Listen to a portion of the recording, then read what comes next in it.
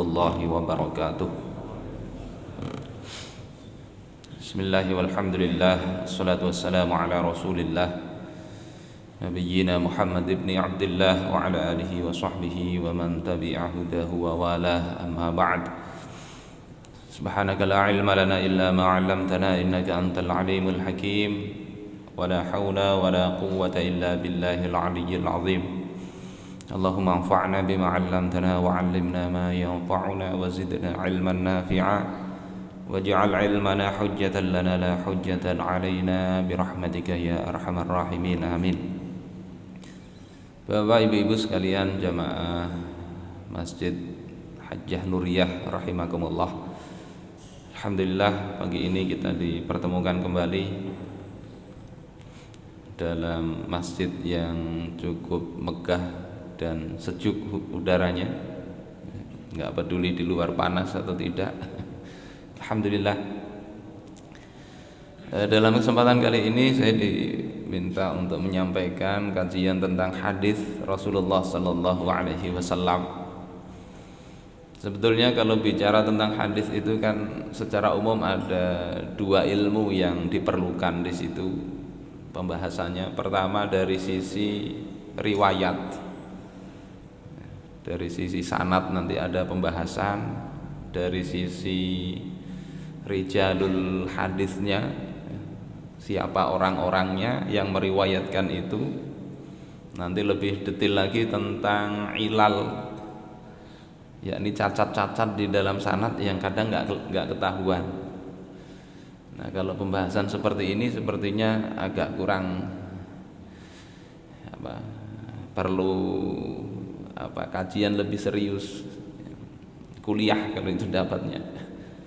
Nah, insya Allah kita pagi ini membahas dari sisi mungkin sedikit perawinya dan lebih menekankan ke sisi diroyahnya, yakni apa yang dimaksud dari hadis itu. Saya ingin menyampaikan hadis ke-14 dari kitab Al-Arba'in An-Nawawi.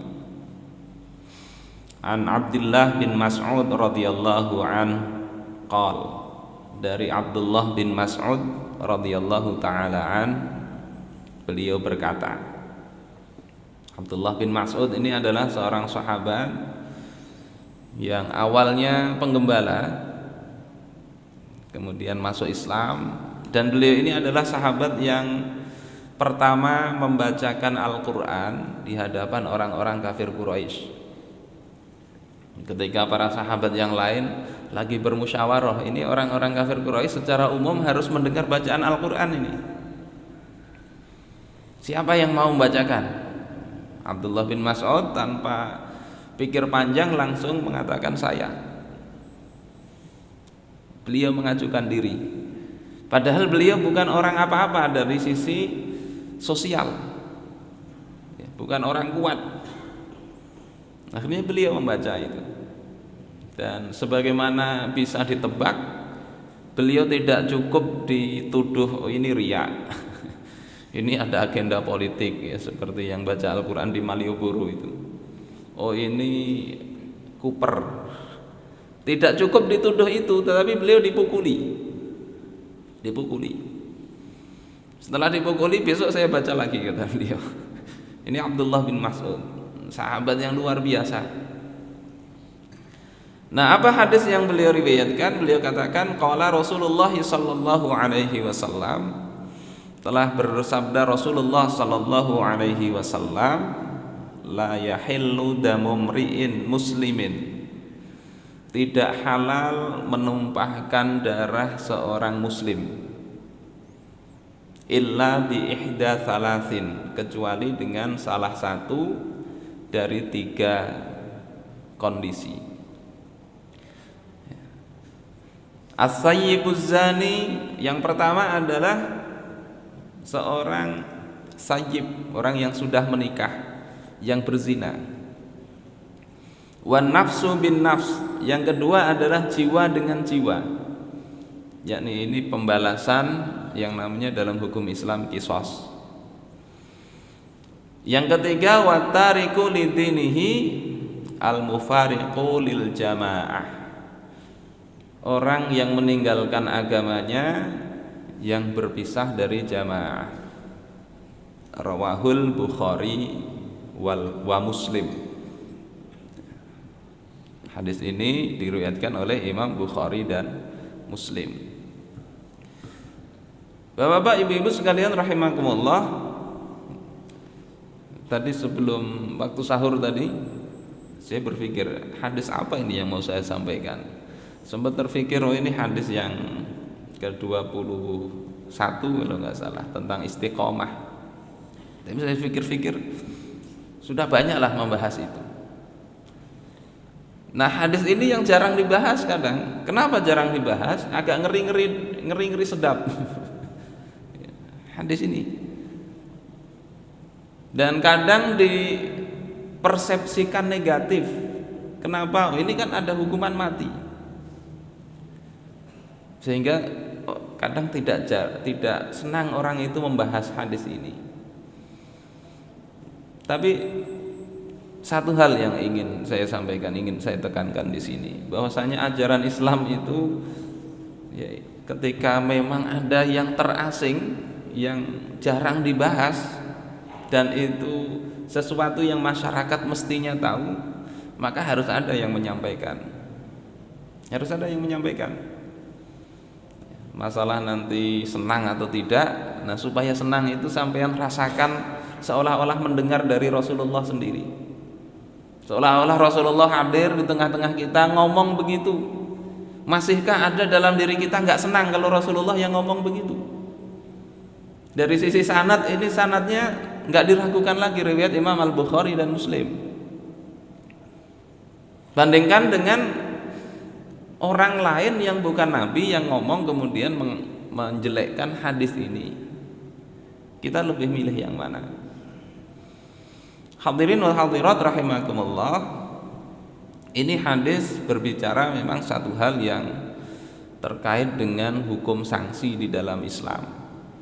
Dan kalau kita lihat di dalam Al-Quran ini juga sama ada. Misalnya tentang kisos. Beberapa ayat sebelum surah Al-Baqarah, sebelum surah tentang ayat tentang puasa, Allah katakan ya ayyuhalladzina amanu kutiba alaikumul qisas fil qatla. Wahai orang-orang yang beriman, diwajibkan atas kalian hukum qisas dalam masalah pembunuhan. Jadi di dalam Al-Quran ada begitu, tetapi kadang kurang terperhatikan. Nah, dalam kondisi seperti ini ya, kita hendaknya ya jangan malu-malu untuk menyampaikan itu. Pian-pian sampaikan saja. Tapi nanti dengan penjelasan. Kalau tidak ada penjelasannya, khawatir ya enggak ini orang jadi negatif pandangannya. Bapak saudara-saudaraku sekalian rahimakumullah, di dalam riwayat Abdul Razzaq, di dalam riwayat Abdul Razzaq, liyahzar ahadukum ayyahula bainahu wa bainal jannah mil'u kaffin min damin yuhriquhu bi ghairi haq.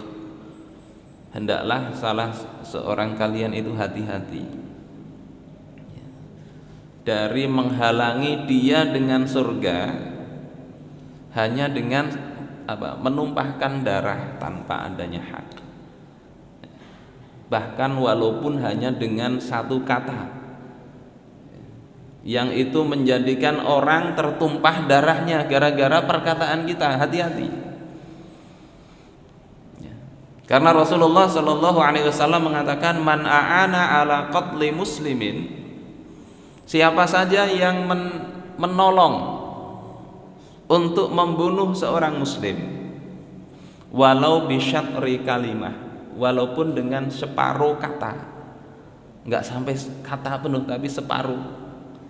Misalnya ada orang mencari, orang mau dibunuh, kita nggak katakan oh di sana, nggak, cukup kita katakan sambil menunjuk tempatnya, itu ikut menolong. Tidak ikut membunuh tapi ikut menolong membunuh itu. A'ana ala qatlil muslim, membantu membunuh seorang muslim. laqiyallaha wa huwa maktubun baina ainaihi ahisun min rahmatillah. Maka dia akan bertemu dengan Allah Ta'ala, dan dia dalam pandangan Allah ditulis sebagai orang yang berputus asa nanti dari rahmat Allah Ta'ala. Na'udzubillah. Jadi ini sangat hati-hati kita ini dari menumpahkan darah seorang muslim, baik secara langsung ataupun dengan menolong ataupun dengan ridho. Karena ridho terhadap pembunuhan seorang muslim itu hukumnya sama zalimnya, walaupun besaran dosanya mungkin berbeda. Dan kita ini di negeri-negeri kapitalis sekarang ini, pembunuhan ini luar biasa banyak terjadi. Baca aja di berita itu. Beberapa hari yang lalu itu di mana, di hutan di hulu sungai sana, mahasiswi ditemukan digubuk mati, kepalanya retak, celananya sobek dari apa itu, akper kah ya, menwa. Sebelumnya di Banjarmasin kalau tidak salah, gara-gara ini aja besenggolan tusuk mati. Banyak itu kasusnya. Di Jawa Timur itu bisa 1 tahun hampir 1400-an, 1357 itu pernah terjadi 1 tahun pembunuhan di sana itu. Jadi tanpa hukum Islam itu pertumpahan darah itu terjadi tiap hari, hanya karena gara-gara hal sepele, becangangan, apa cangang-cangang, cucuk, berkelahi, salah ngomong sedikit, pembunuhan, warisan antar saudara, pembunuhan. Murah sekali harga nyawa manusia. Maka dengan hukum Islam ini itu nyawa manusia terjaga. Allah sendiri katakan walakum fil qisasi hayatu ya ulil albab la'allakum tattaqun. Dan bagi kalian dalam hukum qisas itu ada kehidupan, wahai orang-orang yang punya pikiran. Kurang apa Allah Subhanahu wa taala itu menyindir kita? Kalau punya akal, hukum qisas itu ada kehidupan di situ. Orang nggak akan sembarangan main bunuh, karena dia tahu bahwasanya kalau dia membunuh, dia juga akan terkena hukum bunuh juga. Ada ensiklopedi itu ya. Cuma saya agak ragu juga itu datanya betul atau enggak secara statistik itu. Di situ ditulis selama lebih dari 1000 tahun kasus penjatuhan hukuman Islam itu, kriminal itu cuma sekitar 200 kasus. Ribuan tahun itu. Prinsipnya sedikit lah, walaupun ada ya ada. Bapak saudara-saudaraku sekalian rahimakumullah.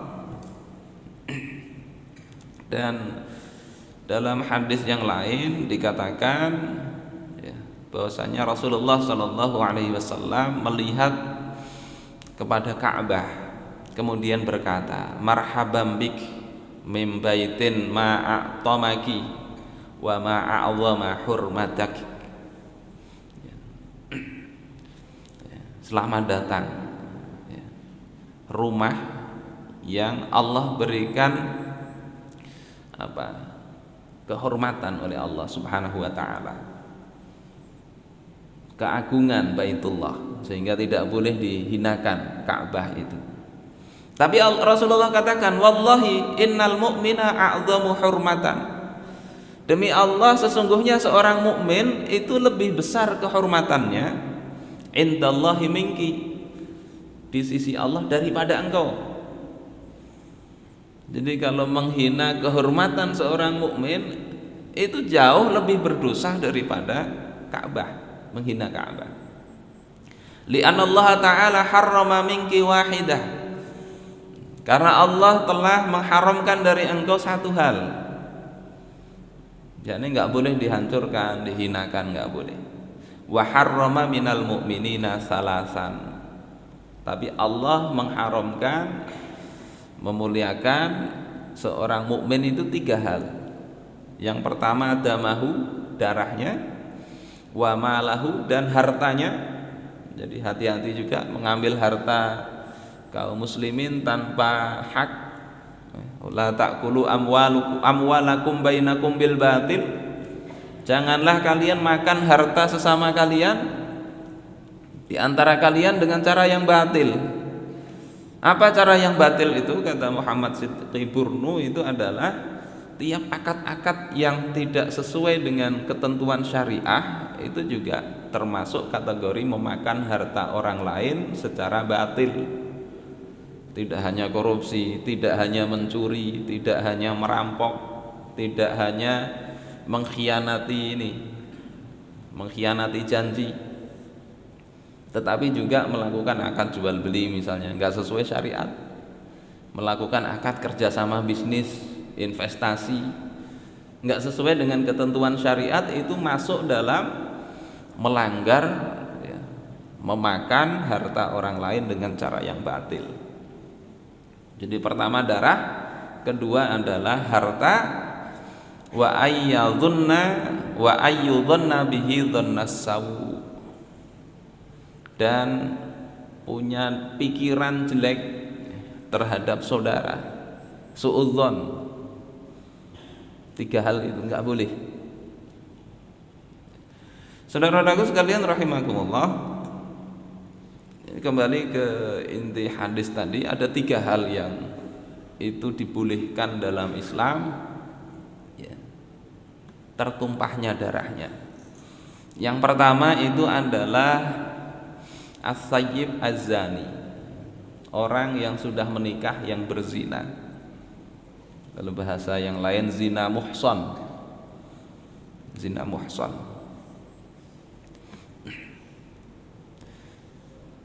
Yuqtalu rajman, di dalam kitab At-Ta'yin fi Syarhil Arba'in, yakni hukumannya adalah dengan hukum rajam. Hukum rajam. Wa dalilu qatlihi ma sabata minal Qur'an al-mansukh lafdhan. Dalil ini juga termasuk, ya, dalilnya adalah yang ditetapkan dalam Al-Qur'an yang secara lafaz sudah dinasakh, sudah dihapus lafadznya, tapi hukumnya tetap, yakni yang berbunyi as-saykhu was-saykhah idza zanaya farjumuhuma, ya, kakek dan nenek, ya, yakni maksudnya orang yang sudah menikah, kalau keduanya berzina maka rajam keduanya itu alasan pertama. Jadi ada ayatnya walaupun itu ayat Al-Qur'an yang sudah dinasakh. Kemudian wali anna Nabiya sallallahu alaihi wasallam rajama ma'izan. Dalil kedua, ya, yakni Nabi sallallahu alaihi wasallam itu merajam Ma'iz, salah seorang sahabat yang mengaku berzina, datang kepada Rasulullah sallallahu alaihi wasallam. Tidak kemudian langsung mengaku dihukum, tidak. Karena untuk pembuktian zina itu harusnya ada 4 saksi. 4 saksi yang menyaksikan perbuatan itu, menyaksikan secara jelas. Secara jelas itu ibarat paku masuk ke dinding atau ember masuk ke sumur, menyaksikan itu. Jadi memang agak sulit pembuktiannya itu kalau mengikuti pembuktian, ya. Nggak cukup video, nggak cukup. Ya, video nggak cukup. Harus melihat itu. Atau yang kedua, pengakuan. Jadi kalau nggak ngaku sebetulnya, ya susah juga merajam pezina ini. Susah. Nggak cukup buktinya, nggak cukup pembuktian syar'i itu melihat 4 orang yang adil. Yang kedua tadi pengakuan, yang ketiga hamil tanpa adanya suami, dan tidak ada kesamaran atau pengakuan kalau misalnya dia diperkosa atau sedang tidur diapa-apai oleh lelaki yang dia nggak kenal. Kalau dia ngaku begitu, lepas, nggak kena. Jadi ini syaratnya begitu. Nah, Ma'iz ini ngaku Kemudian oleh Rasulullah ya, ditanya apakah dia mabuk atau tidak. Pokoknya diklarifikasi dulu lah, diverifikasi benar nggak pengakuannya ini. Rasul tanya juga kepada yang lain, apakah dia sedang mabuk? Enggak, kata sahabat yang lain. Akhirnya diperintahkan untuk merajam. Ketika dirajam kesakitan Ma'is ini, bukah sih tapi tetap dirajam dan meninggal. Rasulullah mendengar cerita itu, andai saat lari kalian biarkan nggak apa-apa, nggak jadi, karena yang namanya pengakuan begitu dia cabut pengakuan itu nggak jadi, itu hukum ini, hukum rajam ini nggak jadi. Itu kalau sumbernya pengakuan. Jadi Ma'is ini dirajam mati. Andai itu terjadi sekarang, itu bisa jadi komentar banyak itu tokoh-tokoh ini. Tokoh-tokoh, oh itu Rasul nggak berperi kemanusiaan, Rasul melanggar hak asasi manusia. Orang sudah tobat kok dirajam. Itu kan sudah tobat dia, Ma'is ini. Pasti Rasul banyak dicela lah. Dan kita alhamdulillah tidak hadir waktu seperti itu. Kalau kita hadir seperti itu, kita juga belum tentu membela Rasul itu. Bisa banyak kaum muslimin justru membela pencela Rasul. Rasul setelah itu mengatakan, Ma'is ini sekarang sedang berenang-renang di sungai surga, diperlihatkan oleh Allah Ta'ala begitu, karena tobatnya yang luar biasa itu. Kemudian wal Ghamidiyah, juga ada wanita dari suku Ghamidi datang kepada Rasulullah, ya Rasulullah, inni qad zanaitu fatahhirni. Wahai Rasulullah, aku ini sudah berzina, sucikan aku. Akhirnya oleh Rasulullah, karena ini hamil, suruh nunggu sampai melahirkan. Setelah melahirkan nggak lupa dia. Padahal seandainya nggak datang lagi, nggak akan dicari Rasul. Yang namanya pengakuan itu tidak akan menjadikan ketetapan untuk dihukum kalau dia mencabut pengakuannya. Sampai akhirnya kemudian datang, lahir, kata Rasulullah, susui sampai dia anak itu bisa makan sendiri. Akhirnya 2 tahun, coba bayangkan itu, hampir 3 tahun kan proses dari pengakuannya itu sampai dirajamnya oleh Rasul itu. 2 tahun datang bawa anak sudah makan roti, tetap mengaku bersikeras ingin dihukum. Oleh Rasulullah dihukum. Setelah dihukum, Rasulullah katakan, sesungguhnya wanita ini telah bertobat dengan satu tobat yang seandainya dibagi kepada penduduk Madinah itu mencukupi. Artinya yang lain nggak usah tobat lagi, tobatnya ini aja sudah cukup untuk memasukkan orang lain masuk surga. Ini sekali lagi kalau sekarang difikirkan pakai logika orang sekarang, ini nggak masuk akal. Gimana orang bisa, apalagi punya anak, kasihannya bang anaknya. Makanya Rasulullah, Allah katakan dalam Al-Quran, wala ta'khudhukum bihima ra'fatun, janganlah belas kasihan kalian kepada keduanya, orang yang berzina itu, menjadikan kalian gak bisa menjalankan hukum Allah Ta'ala. Sekarang coba lihat itu, karena hukum ini gak dipakai, berapa banyak perzinaan itu. Ada penelitian dari salah satu merek alat kontrasepsi, 30% itu para remaja itu sudah melakukan perzinaan. 30%. Separuhnya nggak pakai kontrasepsi, dan banyak yang akhirnya hamil dan diaborsi.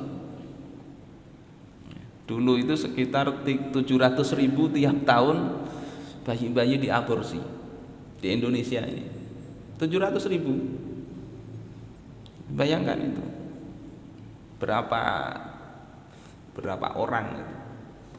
Lebih parah dari zaman jahiliyah. Dari sisi kasus ini, zaman jahiliyah itu dilihat lahir laki-laki kah perempuan kah, perempuan bunuhnya. Sekarang belum tahu laki-laki atau perempuan, bunuh sudah. Zina ini luar biasa. Karena itu Allah Subhanahu wa taala memberikan hukuman yang tegas.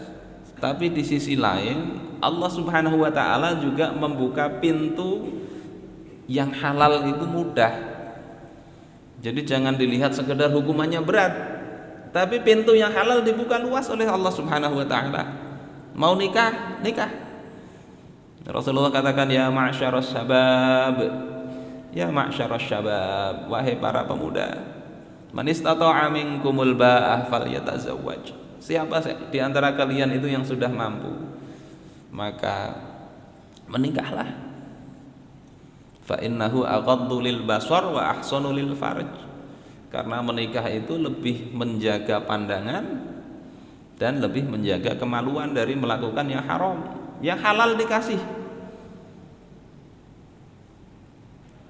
Enggak mahal banget, enggak. Nikah dalam Islam itu enggak mahal. Ya, ada laki-laki datang, ya, ada wanita datang kepada Nabi, ingin dinikahi oleh Nabi. Nabi merasa enggak ada klik, ya. Akhirnya sahabat katakan, nikahkan dengan aku saja ya Rasulullah. Oleh Rasulullah sallallahu alaihi wasallam disuruh mahar enggak apa? Enggak punya apa-apa ya Rasul. Mual dengkul aja, modalnya dengkul. Oleh Rasulullah cari enggak ada ya Rasul. Ada kain. Tapi kain yang kau pakai ini. Kata Rasul, kalau engkau berikan, engkau pakai apa? Coba, begitu miskinnya tapi ada semangat nikah. Kalau sekarang kadang orang sudah punya pekerjaan, ya, suruh nikah nggak berani. Kenapa? Belum cukup, Ustaz. Ya, belum cukup. Kata Allah Subhanahu wa taala, wa ankihul ayama minkum iyakunu fuqara yughnihimullahu ya bi fadli. Nikahkan orang-orang sendirian di antara kalian. Kalau mereka fakir, Allah kayakan. Allah kayakan. Saya dulu nikah tahun 2001. Dihitung-hitung penghasilan itu, mikir juga sebelum nikah itu ya. Kayaknya nggak cukup ini. Kayaknya nggak cukup. Tapi alhamdulillah cukup-cukup aja. Bahkan yang awalnya sebelum nikah itu berat badan 54 kg, setelah nikah itu naik. Nah, sekarang ini jadi hampir 70 kg. Anak sudah 4. Alhamdulillah Allah yang kasih rezeki. Jadi akidah itu dibangun. Akhirnya dapat apa? Dapat lelaki itu dapat cincin dari besi. Kata Rasulullah, walaupun cincin dari besi cari aja. Ternyata cincin dari besi pun nggak dapat coba. Kalau sekarang kan bisa cari-cari kawat apa, bunderi. Ya Rasulullah ini cincinnya, nggak dapat dulu itu. Akhirnya oleh Rasulullah, engkau hafal apa dari Al-Quran? Kata Rasulullah, kata orang itu, aku hafal surah ini dan ini. Akhirnya oleh Rasulullah dinikahkanlah orang itu dengan wanita tadi, dengan maharnya mengajari wanita tadi Al-Quran yang ada pada lelaki tersebut. Simple, nikah itu simple.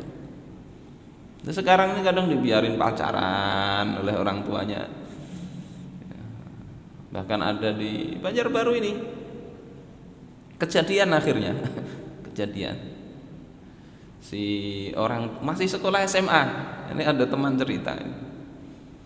Keluarga laki-lakinya datang, ini anak kita kayak apa? Kata keluarga perempuan, sudah nggak apa-apa lah, cuma kayak gitu aja kok katanya. Jadi mau bertanggung jawab, mau dinikahkan nggak boleh oleh keluarga si perempuan gara-gara apa? Dianggap biasa aja itu. Oh, nggak hamil juga kok katanya. Kalau nikah nanti gimana sekolahnya? Akhirnya perzinaan itu dibiarin. Bapak ibu-ibu sekalian rahimakumullah, dalam Islam nggak begitu. Pernikahan dipermudah, perzinaan itu hukumannya berat.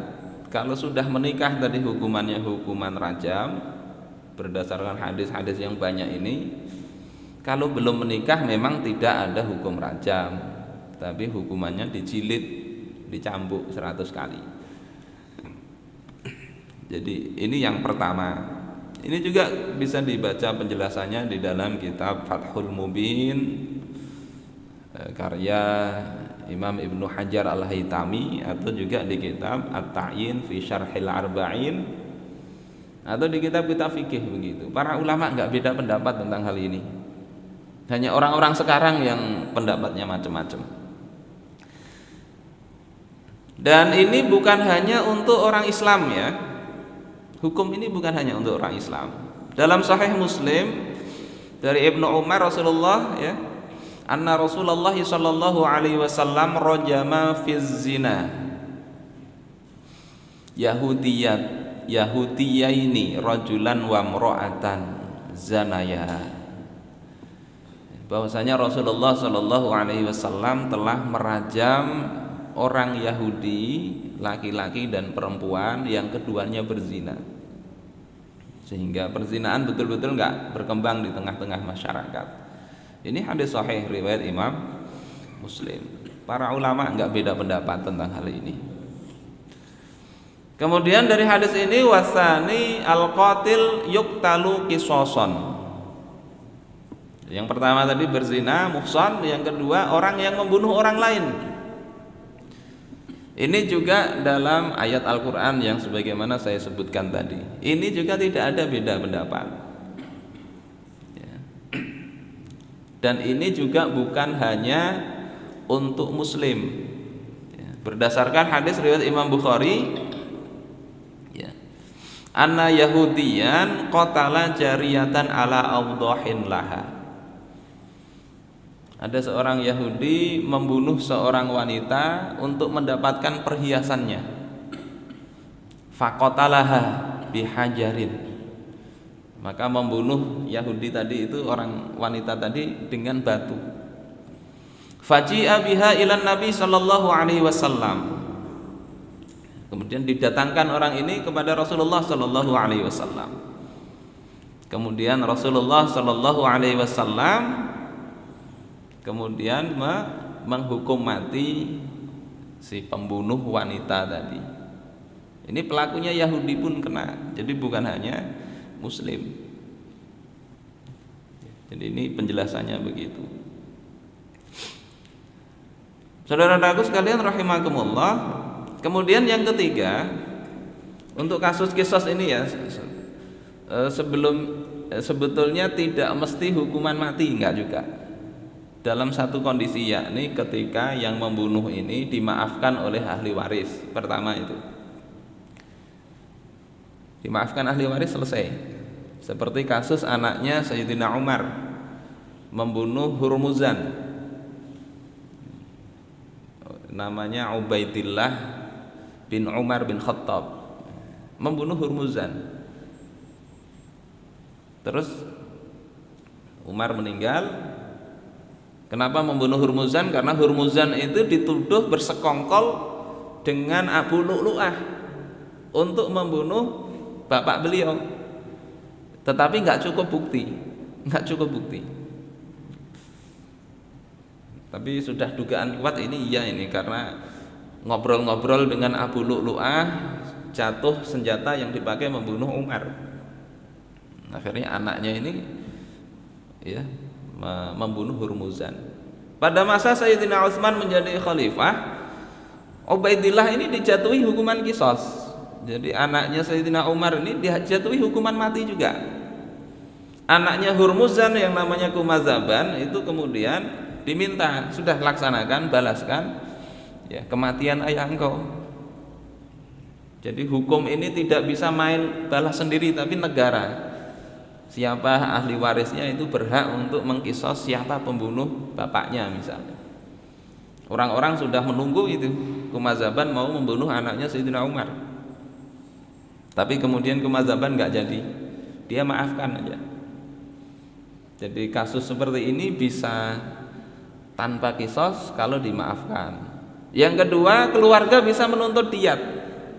Sudahlah, nggak usah dibunuh, tapi diat saja. Diatnya berapa? 100 unta. 100 ekor unta. Berapa itu kalau diuangkan? Ya, kalau satu unta 20 juta ya 2 miliar. Kalau 30 juta ya 3 miliar. Jadi pakai diat itu maka tidak dilakukan kisos. Termasuk kalau pembunuhannya tidak sengaja. Kalau nggak sengaja nggak dikisos, bayar diat saja. Kemudian yang ketiga, ini yang banyak ya yang terjadi, at-tariku lidinihi. Orang yang meninggalkan agamanya, maksudnya murtad dari Islam. Itu hukumannya dalam hukum Islam sama hukuman mati juga. Para ulama nggak beda pendapat dalam hal itu. Nggak ada perbedaan pendapat, walaupun sekarang dianggap melanggar HAM. Karena dalam hadis riwayat Imam Bukhari, Rasulullah katakan juga, man baddala dinahu faqtuluh. Barang siapa mengganti agamanya, yakni keluar dari Islam, maka faktuluh, bunuh. Ini bukan bunuh sendiri ya, negara yang menjalankan itu. Dan ini sekali lagi akan menjaga kaum muslimin selamat di akhirat, insya Allah begitu. Tanpa hukum ini sekarang bisa kita saksikan banyak kasus orang murtad biasa saja. Selama berapa pernah saya sampaikan ini, 1,5 jutaan lebih itu dalam rangka dalam kurun waktu mulai 70 kalau nggak salah. Kalau dihitung-hitung tiap tahun itu 1,5 juta lebih yang murtad di Indonesia. Walaupun puluhan ribu juga yang masuk Islam. Ini terjadi karena memang hukum ini tidak tegak, salah satunya gitu. Yang kedua memang ke arah pendidikan.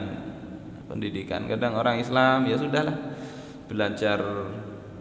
belajarnya cuma amalan-amalan yang kadang tidak mengerti apa yang diamalkan itu. Bapak saudara-saudaraku sekalian rahimakumullah, ini salah satu hadis Rasulullah yang kita bahas pada kesempatan kali ini. Mudah-mudahan bermanfaat dan mudah-mudahan nggak ada salah paham kita terhadap hukum-hukum Islam ini. Ini disyariatkan oleh Allah dan Rasulnya sebagai rahmat, bentuk kasih sayang untuk menyelamatkan umat manusia dari dosa dan kerusakan yang kalau ini tidak kita lakukan sudah jelas tampak kerusakannya itu. Mohon maaf kalau ada kata-kata yang kurang berkenan. Hadanallahu wa iyyakum ajma'in wa afu minkum. Wassalamualaikum warahmatullahi wabarakatuh.